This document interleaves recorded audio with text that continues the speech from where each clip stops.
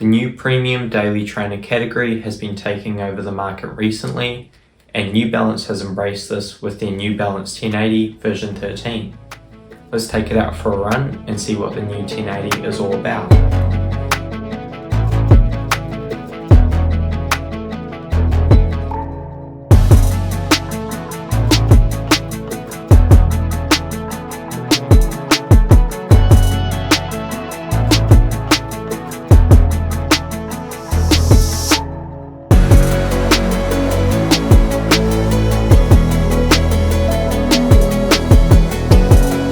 Hello everybody, my name is Casey Atkinson and I'm an 18-year-old runner who reviews shoes here on YouTube. Everyone's support over the last few videos has been great and much appreciated. It helps grow my small channel.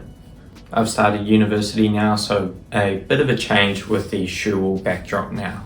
Getting into the review of the New Balance 1080 version 13, we will start off with the specs, then the overview, what my experience was like running in the shoe, and finally how I will use the shoe moving forward. Starting off with the specs, the New Balance 1080 version 13 has 35 mils of stack height in the heel, with a 6mm drop giving us 29 mils in the forefoot. In my men's size 9.5, it comes in at a weight of 9.2 ounces or 262 grams. Now for the overview, the 1080 is New Balance's premium daily training option. The premium daily trainer category has been booming over the last few years, and New Balance is just adding to that trend. And you might be asking, what is this premium daily trainer category? Well, it is usually a max cushion shoe with the top of the line daily training foams and a very plush experience underfoot. All of this comes at a more premium price tag as well. So this year's 1080 comes in at 260 Australian dollars, which is definitely a lot more than other daily trainers out there. The reason of the popularity for this category is that these trainers have a very plush feeling, and their added stack height keeps legs protected on longer training runs, and people are just willing to pay a higher price tag for these training premiums. The upper is an engineered mesh, and these stitched New Balance overlays provide some added structure. I went with my regular US men's size 9.5.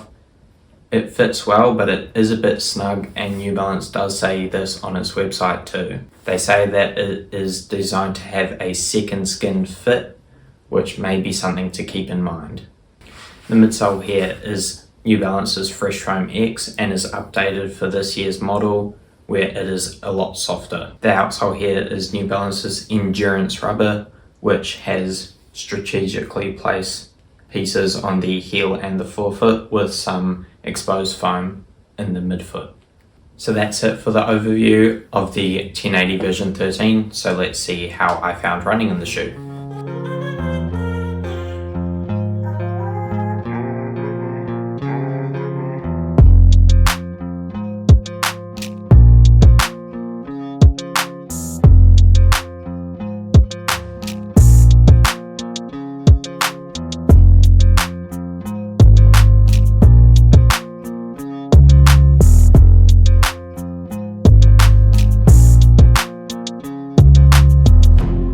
In terms of this year's 1080 version 13, I've seen a lot of mixed reviews online. Some people love it, some people hate it. I think this mostly comes down to the ultra soft midsole here, so it is really personal preference. But for my verdict, I love this shoe. This is one of my all-time favorite daily trainers, and this is one of the very few daily trainers that I'm actually excited to lace up and go for a run in. The last one I can think of that had this sensation was the Mark IV, and that was well back in 2021. And this is all really down to the midsole here, which is the Fresh Foam X. There's a lot of sink-in feeling on landing, but there is also a very nice toe-off experience where the foam rebounds really well. I really enjoyed this sensation, and the foam is really nice when you're doing high mileage weeks and you really just want your legs to be well protected. It leaves your legs feeling really good, and it just feels like you're running on pillows. So yeah, I really love the midsole here. It is one of my all-time favorites, but I'm not as convinced with the upper. The upper is good, but it's definitely not as good as the midsole for me. It fits well with a good lockdown in the heel and the midfoot. However, the toe box isn't very roomy and the snug fit of the shoe took a bit of time to get used to. I found that the upper is quite warm and not very breathable, which isn't helped with the collar feeling like a cotton shirt. And while the plushness of the upper does make it very comfortable on foot, it just doesn't help a lot with breathability. So if it was me designing the version 14, I'd keep the midsole exactly the same, but just strip down the upper a bit more to have a bit less material and make it a bit more breathable. In terms of the outsole here, there isn't much rubber and I don't see it lasting the longest in terms of durability.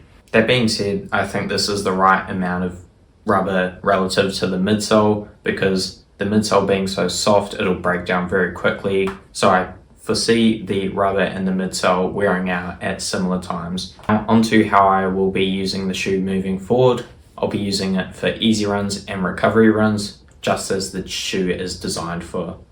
As I said before, this is a very exciting shoe as it is both soft but also responsive, and I just find myself reaching for it again and again on my daily training. I just love it for when my legs are tired and beat up and I want to wear a shoe that will protect and preserve my legs for the next training day.